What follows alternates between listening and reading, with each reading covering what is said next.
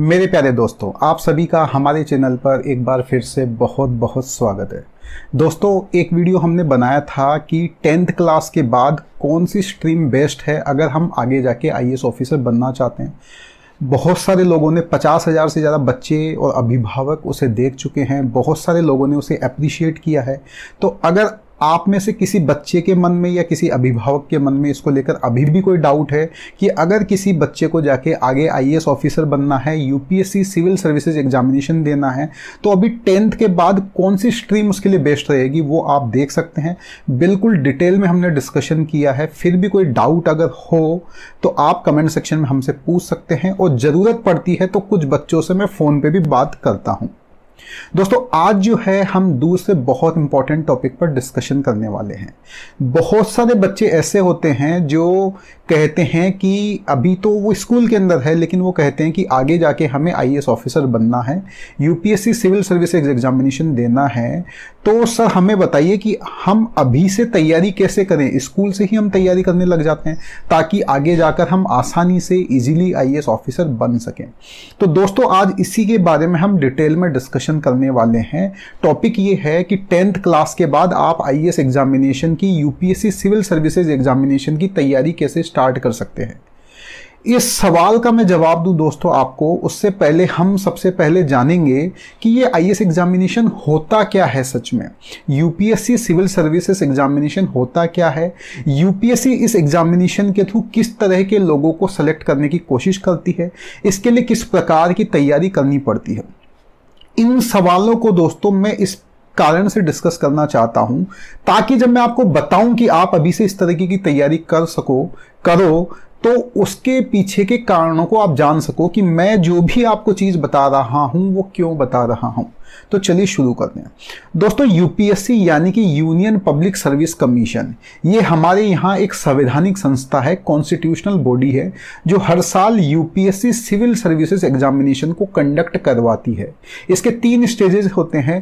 Pre examination होता है, फिर मेन एग्जामिनेशन होता है, फिर इंटरव्यू होता है, और उसके बाद मेडिकल भी होता है। कई लोग मेडिकल में भी रिजेक्ट हो जाते हैं दोस्तों। तो इस तरीके से मेडिकल को मिला के 4 स्टेज होते हैं, और एग्जाम वाले जो होते हैं वो 3 स्टेज होते हैं। यूपीएससी हर साल इस एग्जामिनेशन को करवाता है, और इसमें आईएएस के साथ साथ आईपीएस यानी कि इंडियन पुलिस सर्विसेज, आईआरएस यानी कि रेवेन्यू सर्विसेज, आईएफएस यानी कि इंडियन फॉरेन सर्विसेज, और भी बहुत सारी सर्विसेज के लिए इसके थ्रू जो है सिलेक्शन किया जाता है। आईपीएस जो होता है उसका बेसिकली काम होता है, पुलिस का काम होता है। पुलिस के जो भी बड़े बड़े पद होते हैं उन पे जो है आईपीएस ऑफिसर्स जो है वो अपने कार्यकाल के दौरान रहते हैं। उनका काम बेसिकली कानून और व्यवस्था को संभाल के रखना होता है। आईएफएस यानी कि इंडियन फॉरेन सर्विसेज, इनका काम जो होता है ये विदेशी मामलों को संभालना होता है। आईआरएस इंडियन रेवेन्यू सर्विसेज, तो इनका काम होता है टैक्स के मामलों को। आपने जीएसटी का, डायरेक्ट टैक्स का, इनकम टैक्स का इनका नाम सुना होगा। तो जो आईआरएस ऑफिसर्स होते हैं ये क्या करते हैं, टैक्स से संबंधित, रेवेन्यू से संबंधित, फाइनेंस से संबंधित मामलों को संभालते हैं। और भी बहुत सारे पद होते हैं, और सबसे इंपॉर्टेंट पद होता है आईएएस ऑफिसर। आईएएस ऑफिसर जो होता है वो एक तरीके से, जो आपने डिस्ट्रिक्ट मजिस्ट्रेट सुना होगा, कई बड़े डिस्ट्रिक्ट्स होते हैं वहाँ एसडीएम की पोस्ट होती है। तो डिस्ट्रिक्ट मजिस्ट्रेट से लेके जो कैबिनेट सेक्रेटरी तक के पद होते हैं, अलग अलग जो सरकार के विभाग होते हैं, चाहे शिक्षा का हो, चाहे स्वास्थ्य का हो, चाहे साइंस एंड टेक्नोलॉजी का हो, चाहे महिला एंड बाल विकास विभाग हो, जो भी विभाग का आप नाम लो, उसके अंदर जो सचिव का पद होता है, या अलग अलग जो बड़े बड़े सारे पद होते हैं प्रशासन के, उन पर आईएएस अधिकारी ही होते हैं। अगर सच में बोला जाए तो जो प्रशासन को चलाने का काम होता है दोस्तों वो इन्हीं का होता है। IAS, IPS, IRS, IFS. जो हमारे पॉलिटिशियंस होते हैं वो तो 5 साल के लिए चुने जाते हैं, बदलाव होता रहता है उनमें, लेकिन ये परमानेंट 30 साल 35 साल तक अपनी लगातार सेवाएं देते हैं। तो कहने का मतलब ये है कि हमारे देश के प्रशासन के जो सबसे उच्च पद, सबसे इंपॉर्टेंट पद है, उनके लिए यूपीएससी सिविल सर्विसेज एग्जामिनेशन के थ्रू लोगों का सिलेक्शन किया जाता है। क्योंकि इतने जिम्मेदारी के पद हैं, इसलिए जो सिलेक्शन प्रक्रिया में किसी प्रकार की गलती नहीं होनी चाहिए। इसलिए एक बहुत बड़े एग्जामिनेशन का, जिसमें 3 लेवल होते हैं, पहले प्री होता है, फिर मेन होता है, फिर इंटरव्यू होता है, उनके थ्रू जो है लोगों का सिलेक्शन किया जाता है ताकि हर तरीके से जो कैंडिडेट्स है उन्हें टेस्ट किया जा सके। ओवरऑल ये जो है किसी भी इंसान के व्यक्तित्व को परीक्षण करता है और फिर सिलेक्शन करने की कोशिश करता है। दोस्तों, इस एग्जाम के अंदर अगर हम बात करें तो जो 3 स्टेजेस होते हैं, प्री, मेन और इंटरव्यू। तो प्री और जो मेन होते हैं, इसके अंदर general studies, science technology, current affairs और भी बहुत सारी चीजें होती है, उन पे आपसे प्रश्न पूछे जाते हैं। जो प्री एग्जामिनेशन होता है वो ऑब्जेक्टिव प्रश्न पूछे जाते हैं उसमें, यानी कि आपको एक क्वेश्चन होता है, उसके आपको 4 ऑप्शन दिए जाएंगे और उसके अंदर भी आपको economics, history, politics, current affairs, science and technology, geography और भी जो सब्जेक्ट्स हो सकते हैं, बहुत सारे ह्यूमैनिटीज से संबंधित, उनसे संबंधित आपसे सवाल पूछे जाते हैं। और जो मेन एग्जामिनेशन होता है उसमें 9 सब्जेक्टिव पेपर होते हैं। उसमें भी जो भी जनरल स्टडीज के सारे सब्जेक्ट्स जो अभी मैंने प्री के लिए बताए, उनसे संबंधित जो है वो निबंधात्मक, यानी कि 200 से 250 शब्दों में आंसर लिखे जाते हैं। इस तरह के प्रश्न पूछे जाते हैं। उसमें एक हिंदी का पेपर, एक इंग्लिश का पेपर भी होता है। उसमें आपकी भाषाई योग्यता चेक की जाती है। उसमें आपसे 2 निबंध भी लिखवाए जाते हैं ताकि आप किसी मुद्दे पर क्या जानते हो, क्या समझते हो, कैसी आपकी लेखनी योग्यता है, कैसा आप लिख सकते हो, ये सब कुछ चीजें चेक की जाती है। एक पेपर जो होता है एथिक्स यानी नैतिकता का भी होता है, उसमें आपकी डिसीजन मेकिंग एबिलिटी जो है वो चेक की जाती है। तो कुल मिलाकर दोस्तों, ये जो ओवरऑल एग्जाम प्रोसेस है, इसमें कोशिश की जाती है कि विभिन्न विषयों पर आपके क्या विचार है, आप क्या सोचते हैं, क्या आप उसके सभी पहलुओं को सोच पाते हैं और अंत में आप किस तरीके से अच्छा निर्णय लेते हैं जो सरकार के और प्रशासन के काम आ सके। तो इस तरह के लोगों का इस एग्जाम प्रोसेस के द्वारा सिलेक्शन किया जाता है। क्योंकि इतना सब कुछ चेक किया जाता है, इतने सारे जो है सब्जेक्ट से पूछा जाता है, इसलिए इसकी तैयारी में समय भी लगता है। कोई भी इंसान जब भी इस एग्जाम को दे, उसको लगभग 1.5 से 2 साल की एक्टिव तैयारी चाहिए होती है। ठीक है, तो जब भी करें, इस एग्जाम की सबसे खास बात यह है दोस्तों कि कोई भी ग्रेजुएट इस एग्जाम को दे सकता है, चाहे वो आर्ट्स से हो, साइंस से हो, कॉमर्स से हो, उसने MBBS किया हो, CA किया हो, इंजीनियरिंग की हो, कुछ भी किया हो उसने, चाहे BA की डिग्री ली हो, हर ग्रेजुएट इस एग्जाम को दे सकता है। जैसे जनरल कैटेगरी के लिए 32 साल की एज डिसाइड कर रखी है, SC ST OBC को उम्र में थोड़ी छूट दी हुई है। तो ये एक एग्जाम ऐसा है, कोई भी ग्रेजुएट इस एग्जाम को दे सकता है। और आप देखोगे कि हर साल जो है अलग अलग उम्र में लोग इसे देते हैं। कई ऐसे बच्चे होते हैं जो जैसे ही ग्रेजुएशन उनकी कंप्लीट हुई 20-21 साल की उम्र में, और वो इस एग्जाम को देते हैं और सेलेक्ट भी हो जाते हैं। कई लोग ऐसे भी होते हैं दोस्तों जो अच्छी खासी नौकरियां कर रहे होते हैं, 28, 29, 25, 26 इस तरह की उम्र में पहुंच जाते हैं। फिर उन्हें लगता है कि UPSC सिविल सर्विसेज का एग्जाम देना चाहिए, IAS बनना चाहिए, IPS बनना चाहिए, और इस एग्जाम को देते हैं, पढ़ाई करते हैं और सेलेक्ट होते हैं। लेकिन जो जब भी सोचे, चाहे ग्रेजुएशन कंप्लीट करने के जस्ट बाद या जब भी सोचे, उसे लगभग 1.5-2 साल की तैयारी करनी ही पड़ती है। ठीक है, तो दोस्तों ये इंपॉर्टेंट चीजें मैंने इसलिए बताई ताकि अभी आप जब स्कूल में हो तब आपको सच में इसका प्रोसेस समझ में आ सके। कुल मिला के बात यह है कि जब भी आप इस एग्जाम को दोगे, एग्जाम आप अभी जैसे मान लो कि आप 10वीं के बाद सीधे 11वीं के अंदर आए हो, तो आप एग्जाम तो जब आपकी ग्रेजुएशन कंप्लीट होगी तभी दोगे, और जब भी आपको एग्जाम देना है तब को आपको 1.5 से 2 साल की तैयारी करनी ही पड़ेगी।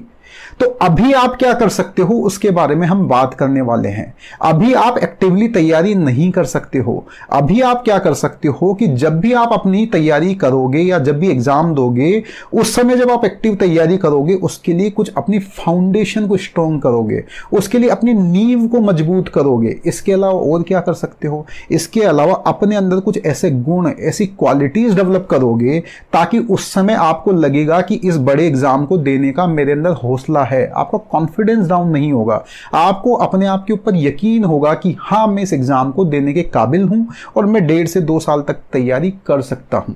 ठीक है दोस्तों, तो सबसे पहले मैं आपको बताऊं कि अगर आप अभी स्कूल में 10वीं के बाद 11वीं में आए हो, आप हो सकता है अभी 12वीं में भी हो या कॉलेज के फर्स्ट ईयर में भी हो, तो आपको अभी क्या तैयारी करनी चाहिए। उससे पहले जो 10वीं से अभी 11वीं में बच्चे गए हैं या जो अभी 12th में, उनको मैं 2-3 इंपॉर्टेंट बातें बताना चाहूंगा। वो ये है, सबसे पहले मैंने नोट डाउन भी करके रखा हुआ है दोस्तों, वो ये है कि देखो, सबसे पहले बहुत सारे बच्चे इस गलती को कर देते हैं। वो ये कहते हैं जब आगे जाके मुझे ग्रेजुएशन के बाद आईएएस का एग्जाम देना ही है, तो अभी जो ये ग्रेजुएशन की जो पढ़ाई करनी है ये तो मैं टाइम पास के लिए कर लेता हूँ, कुछ भी डिग्री ले लेता हूँ नॉर्मल, और आगे जाके मैं बस अभी से आईएएस की तैयारी करने लग जाता हूँ। दोस्तों, ये स्कूल के बच्चे सबसे बड़ी गलती करते हैं। अगर आप अभी 11th और 12th में हैं और आगे जाके आईएएस बनने के बारे में सोचते हैं, ऐसे अभिभावक जिनके बच्चे ऐसे हैं जो पढ़ाई लिखाई में अच्छे हैं और आगे जाके आईएएस बनना चाहते हैं, तो मैं मान के चलता हूं कि वो अपने जीवन के प्रति, अपने कैरियर के प्रति गंभीर बच्चे हैं। तो आप ऐसी गलती मत कीजिएगा। मैं ये भी मानता हूं कि आप में से बहुत सारे बच्चे आगे जाके 12th के बाद, कई बच्चे ऐसे होंगे जिन्होंने साइंस में ले रखी होगी और वो JEE का एग्जाम देके इंडिया के जो बेस्ट इंस्टीट्यूट है IITs NITs में जाना चाहते हैं। कुछ बच्चे जो है नीट का एग्जाम देके MBBS करना चाहते होंगे। कुछ बच्चे जो है JNU DU स्टीफन्स ऐसे बड़े बड़े कॉलेजेस में एडमिशन लेना चाहते होंगे, वहां से ह्यूमैनिटीज की पढ़ाई करना चाहते होंगे, कॉमर्स की पढ़ाई करना चाहते होंगे। कुछ बच्चे ऐसे होंगे जो अभी लॉ के फील्ड में आगे जाना चाहते हैं और अभी क्लेट की तैयारी कर रहे हैं और बाकी आगे जाके नेशनल लॉ यूनिवर्सिटीज में एडमिशन लेना चाहते हैं। तो आप जो है सबसे पहले अभी आपका प्राइमरी फोकस जो है आपकी जो स्कूल की पढ़ाई है वो होनी चाहिए, और आप जिस भी एंट्रेंस एग्जाम की तैयारी कर रहे हैं उसमें आपको बढ़िया से बढ़िया करने की कोशिश करनी चाहिए। बाकी और कोई भी चीज आपका फोकस नहीं होना चाहिए, सबसे पहले प्राइमरी फोकस होना चाहिए। 11th और 12th की पढ़ाई बढ़िया से बढ़िया करो और देश के सबसे बेस्ट इंस्टीट्यूट्स में जाने की कोशिश करो। इसके कई फायदे होंगे दोस्तों। सबसे पहले तो ये कि जब आप 2 साल अच्छे से पढ़ाई करोगे और आपका बढ़िया इंस्टीट्यूट में एडमिशन हो जाएगा, तो एक चीज आप समझ लीजिए, जब आप बड़ी इंस्टीट्यूट में जाओगे तो वहां पे आपको अच्छा इंफ्रास्ट्रक्चर मिलेगा, अच्छे आपको दोस्त लोग मिलेंगे, अच्छे प्रोफेसर्स मिलेंगे। तो ओवरऑल जिन क्वालिटीज का आपके अंदर डेवलपमेंट होगा और ओवरऑल आपकी प्रोफाइल डेवलप होगी, और आगे जब आप ग्रेजुएट होगे तब आप देखोगे कि आपके पास आईएएस का एग्जाम तो आप दे ही सकते हो, उसके अलावा भी जीवन में नौकरी के, एम्प्लॉयमेंट के, करियर के बहुत सारे बढ़िया बढ़िया ऑप्शन है। तो वो तभी संभव होगा जब आप अभी 11th और 12th में बढ़िया से पढ़ाई करके अच्छे कॉलेजेस में जाओ। तो कभी भी ये गलती मत करना कि ग्रेजुएशन को टाइम पास की तरह लिया जाए, पहली चीज। दोस्तों, दूसरी सबसे इंपॉर्टेंट चीज है, कभी भी अपनी आईएएस की तैयारी के चक्कर में और इनके चक्कर में कभी भी अपने आप को ओवरबर्डन यानी बोझिल मत करना। अपनी हेल्थ का हमेशा से ध्यान रखिए।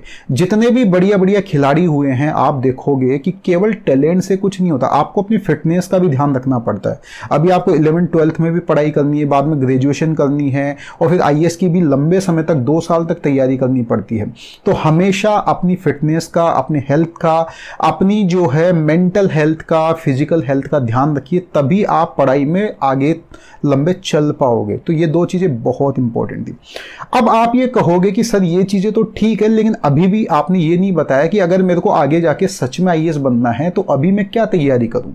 तो दोस्तों, जैसा मैंने आपको बताया कि जब भी आप इस एग्जाम को दोगे आपको 1.5 से 2 साल उस समय एक्टिवली तैयारी करनी पड़ेगी। अभी आप क्या कर सकते हो उसके बारे में अब मैं बात कर रहा हूं। देखो, सबसे पहले तो आपको स्कूल के अंदर क्या होता है, बहुत सारी अपॉर्चुनिटीज मिलती है, बहुत सारी एक्टिविटीज होती है जिसमें आप पार्टिसिपेट कर सकते हो। जैसे निबंध लिखने की कॉम्पिटिशन्स होते रहते हैं, निबंध यानी ऐसे, डिबेट्स कॉम्पिटिशन होते रहते हैं। आपको कोई ऐसे अपॉर्चुनिटीज मिलती है जहां पे आप किसी सब्जेक्ट पे स्पीच दे सकते हो, राइट, निबंध लिख सकते हो, स्पीच दे सकते हो, डिबेट्स में पार्टिसिपेट कर सकते हो। तो ग्रुप डिस्कशंस होते हैं। दोस्तों, कोशिश कीजिए कि आप इन चीज़ों में पार्टिसिपेट करो। इन चीज़ों में पार्टिसिपेट करने से क्या होगा कि आपकी सोचने की, समझने की, लिखने की ये योग्यताएं विकसित होगी, और आप देखोगे कि जो आईएएस का एग्जाम जो होता है उसमें भी ये सब चीजें ही चेक की जाती है। आईएएस के मेन एग्जाम में आपको अलग अलग विषयों पर प्रश्न दिए जाते हैं, उन पर आपको अलग अलग पहलुओं से सोचना होता है और आपको उस पर आंसर लिखना होता है। आईएएस के मेन एग्जामिनेशन में आपसे निबंध लिखवाए जाते हैं। आईएएस के इंटरव्यू में आपसे अलग अलग मुद्दों पर प्रश्न पूछे जाते हैं। तो स्कूल में अभी से आप निबंध, ऐसे, स्पीच, डिबेट, ग्रुप डिस्कशन, इन सब चीजों पे अगर आप कंसंट्रेट करोगे, इनमें भाग लोगे, कॉलेज में भी आगे जाके इन चीज़ों पे फोकस करोगे, तो ये गुण जो है आप में सोचने, समझने, लिखने, इनके विकसित हो जाएंगे। और आगे आईएएस की जब तैयारी स्टार्ट करोगे तो उनमें ये आपको इंटरव्यू में भी हेल्प करेगा और जो रिटन एग्जाम है उसमें भी हेल्प करेगा। दोस्तों दूसरी सबसे इंपॉर्टेंट चीज है, खासकर हिंदी माध्यम के जो स्टूडेंट है उनके लिए अपनी कम्युनिकेशन स्किल पर ध्यान दीजिए। स्कूल के अंदर क्या होता है, कम्युनिकेशन स्किल पर इतना ध्यान नहीं दिया जाता है। कम्युनिकेशन स्किल से मेरा मतलब है हिंदी और आपकी जो भी भाषा है, नेटिव भाषा, उस पे तो आप अच्छे होने ही चाहिए, लेकिन इंग्लिश क्योंकि ये एक प्रोफेशनल लैंग्वेज है, इस पर आपकी अच्छी फ्लुएंट कमांड होनी चाहिए। अभी से आप अगर स्कूल समय से ही ध्यान दोगे तो आपकी इंग्लिश अच्छी होगी, आपकी कम्युनिकेशन स्किल अच्छी होगी। मैंने बहुत सारे स्टूडेंट्स को देखा है जो कम्युनिकेशन स्किल जो है उसमें कमजोर होते हैं। लिखने में, आंसर्स लिखने में, रिटर्न इसमें तो वो अच्छे होते हैं, लेकिन बोलने में अच्छे नहीं होते, इंटरव्यू वगैरह में पीछे रह जाते हैं, अपने आप को अभिव्यक्त नहीं कर पाते हैं। इसलिए कम्युनिकेशन स्किल को, अपने इंग्लिश को अच्छे से कीजिए। एक चीज और है, यूपीएससी सिविल सर्विसेज एग्जामिनेशन में मेरा ये मानना है कि चाहे से आप हिंदी मीडियम से भी एग्जाम दे रहे हो तो इसमें क्या होता है, जो कंटेंट वगैरह होता है आज की तारीख में इंग्लिश में ज्यादा अवेलेबल होता है। तो बहुत सारे लोग इस चीज को रिकमेंड करते हैं कि अगर आप अंग्रेजी में अच्छे हैं, अंग्रेजी को समझ सकते हैं, अंग्रेजी में लिख सकते हैं, तो आपको अंग्रेजी में ही तैयारी करनी चाहिए। तो वो तभी संभव होगा जब आप अभी से अपनी अंग्रेजी को स्ट्रॉन्ग करोगे। इसका एक और फायदा होगा कि अगर आप 11th-12th में अपनी इंग्लिश पे ध्यान देते हैं तो जितने भी बढ़िया बढ़िया कॉलेजेस हैं, चाहे वो आईआईटी, एनआईटी, एमबीबीएस के कॉलेज हो, लॉ के कॉलेज हो, जेएनयू, डीयू, जितने भी बढ़िया बढ़िया कॉलेजेस हैं उनमें पढ़ाई इंग्लिश में ही होती है। तो आपको वहां जाके फर्स्ट ईयर, सेकेंड ईयर में दिक्कत नहीं होगी।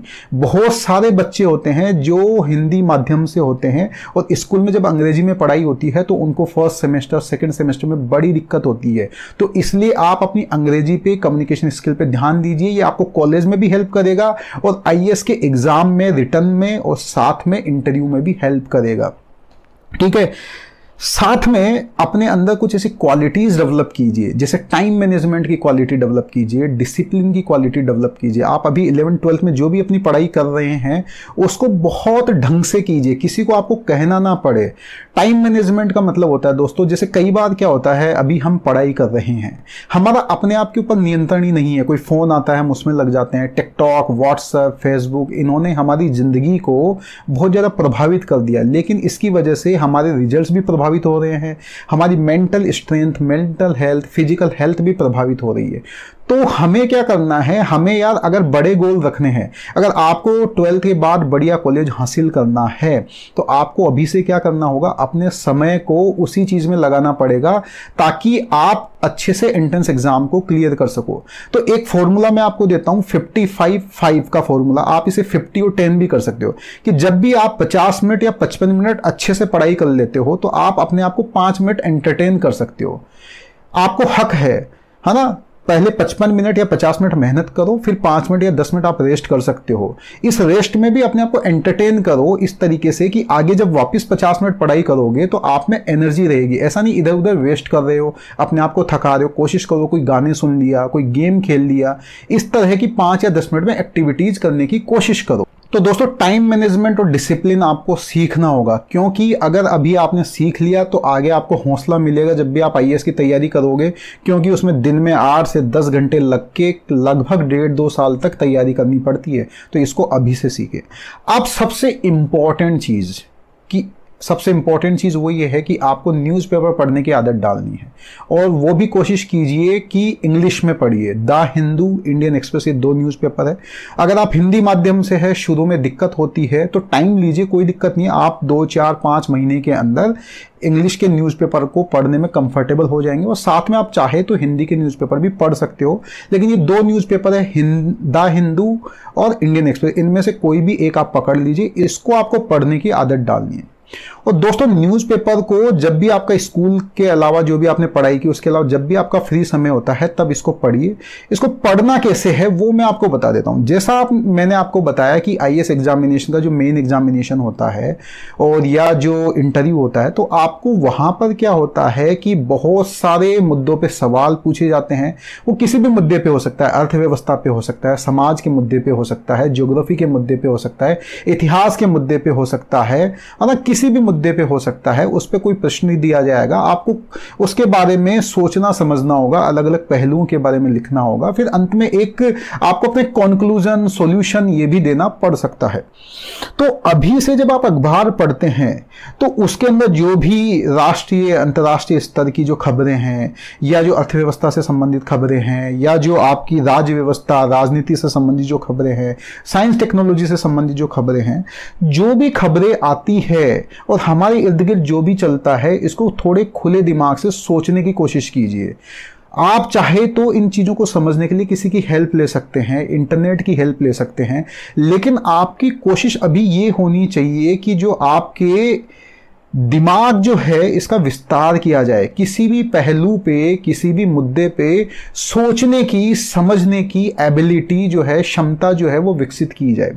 मैं आपको कुछ एग्जाम्पल देता हूं कि किस तरीके से आपको ये सब कुछ करना चाहिए। देखो, आप सब लोग 10वीं पास कर चुके हो, 11th 12th में फर्स्ट ईयर में हूं, तो मैं आपसे उम्मीद करता हूं कि इतनी चीजें आप कर सकते हो, आप में एबिलिटी होनी चाहिए। जैसे आप देखोगे कि आप लोग क्रिकेट देखते होंगे, तो क्रिकेट आप सभी लोगों का इंटरेस्ट होगा। क्रिकेट को जब देखते हो तो आपको एक प्रश्न पूछना चाहिए अपने आप से कि यार ऐसा क्या है कि हमारे देश के अंदर क्रिकेट में हम दुनिया में सबसे आगे हैं। दुनिया के अंदर आज की तारीख में देखा जाए तो बीसीसीआई सबसे पावरफुल बॉडी है क्रिकेट के मामले में, और इंडियन टीम सबसे आगे की टीम है। लेकिन और खेलों के अंदर देखा जाए तो ऐसा नहीं है। और देशों में हम, और देशों की बजाय और खेलों में हम पीछे हैं। तो एक प्रशासन की दृष्टि से अगर हमें सोचना हो कि ऐसा क्या कारण है, ऐसा क्या किया बीसीसीआई ने कि हम क्रिकेट के मामले में आगे बढ़ पाए और खेलों में पीछे हैं, क्या हम कर सकते हैं और खेलों में बीसीसीआई से सीख के कि उनमें भी आगे जा सके। हर साल आप देखोगे ओलंपिक जब चलते हैं तो चाइना बहुत अच्छा करता है। हमारा देश इतना बड़ा देश है, वो बहुत पिछड़ा हुआ है। तो हमें सोचना होगा कि हम ओलंपिक में पीछे क्यों हैं, हमें क्या करना चाहिए। हमारे खिलाड़ियों को क्या फैसिलिटीज नहीं मिलती है, या सरकार पर्याप्त नहीं कर रही है, या हमारे स्कूली जो शिक्षा व्यवस्था है उसमें खेलों को बढ़ावा नहीं दिया जा रहा। तो आपको सोचना चाहिए, समझना चाहिए, ताकि हम एक जो है, जब एक प्रशासनिक अधिकारी है वो अगर मान लो कि खेल विभाग में है तो उसको इस प्रश्न के बारे में सोचना पड़ेगा, समझना पड़ेगा, तभी तो वो आगे जाके ओलंपिक को आगे बढ़ा पाएगा। इसके अलावा आप देखोगे कि कई सामाजिक मुद्दे होते हैं हमारे यहाँ जो है, छुआछूत आज भी चलती है, जातिगत भेदभाव आज भी चलता है। तो आपको कोशिश करनी चाहिए कि अपने यहाँ जो भी आपको दिखे पढ़ा लिखा इंसान, वो आपके पेरेंट्स भी हो सकते हैं, बड़े भाई बहन भी हो सकते हैं, उनसे समझने की कोशिश कीजिए कि ये क्यों है, इसका इतिहास से कोई जुड़ाव है क्या, ऐसा क्यों है, क्या इसमें कुछ बदलाव आ रहा है या नहीं आ रहा है, अभी भी ये क्यों है। तो आप सोचिए उसके बारे में। इसके अलावा अर्थव्यवस्था के संबंधित कई मुद्दे होते हैं। आप देखते हो कि कभी प्याज के भाव ऊपर हो जाते हैं, कभी नीचे हो जाती है, तो इसे बोलते हैं इन्फ्लेशन। ये इन्फ्लेशन क्या होते हैं, ये भाव ऊपर नीचे क्यों होते हैं, इसके पीछे क्या क्या कारण होते हैं, इससे किसको क्या नुकसान होता है, किसको क्या फायदा होता है, इसके लिए कौन कौन क्या क्या प्रयास कर रहा है इसको नियंत्रण में रखने के लिए। इन सब चीज़ों के बारे में आपको सोचना चाहिए। कुल मिलाकर मैं इतना ही आपको कहना चाहता हूं कि अभी जो 11th और 12th है, ये एक्टिवली आईएएस की तैयारी करने का समय नहीं है। ये समय है आप अभी स्कूल की पढ़ाई को ढंग से करो, और अपने जो भी एंट्रेंस एग्जाम की तैयारी कर रहे हैं उसे बेहतरीन ढंग से करो, बढ़िया कॉलेजेस में जाओ, अपनी प्रोफाइल को मजबूत करो, अच्छे लोगों से जुड़ो, अच्छे प्रोफेसर से जुड़ो, अपनी कम्युनिकेशन स्किल्स को स्ट्रॉन्ग करो। जो मैंने बताया, निबंध, डिबेट्स, डिस्कशंस, इन सब में पार्टिसिपेट करो, अपनी कम्युनिकेशन स्किल को बहुत मजबूत करो। साथ में समाज के जितने भी मुद्दे हैं, अर्थव्यवस्था के, राजनीति के, राष्ट्रीय अंतर्राष्ट्रीय स्तर के जो भी मुद्दे हैं, उनको अलग अलग तरीकों से सोचने की न्यूज़पेपर के माध्यम से एबिलिटी विकसित करो। दोस्तों, ये सब चीजें जब आप करोगे ना, तो जब भी आप आईएएस का एग्जाम देने के लिए 1, 1.5, 2 साल की तैयारी करोगे ना, तब आपकी नींव ऑलरेडी बहुत मजबूत होगी। तो अभी आपको नींव मजबूत करने का काम करना है, टाइम मैनेजमेंट सीखना है, डिसिप्लिन सीखना है, इतना ही मेरा मानना है। दोस्तों, आप सभी को ऑल द बेस्ट। आप जो भी कर रहे हैं उसके लिए आपका कोई भी सवाल हो या सुझाव हो, हमें कमेंट सेक्शन में बताइए, हम उसका जल्दी से जल्दी जवाब देने की कोशिश करेंगे। उम्मीद करते हैं कि आपके प्रश्नों का हमने जवाब दिया होगा। मिलते हैं अगले वीडियो के साथ, तब तक के लिए जय हिंद, जय भारत।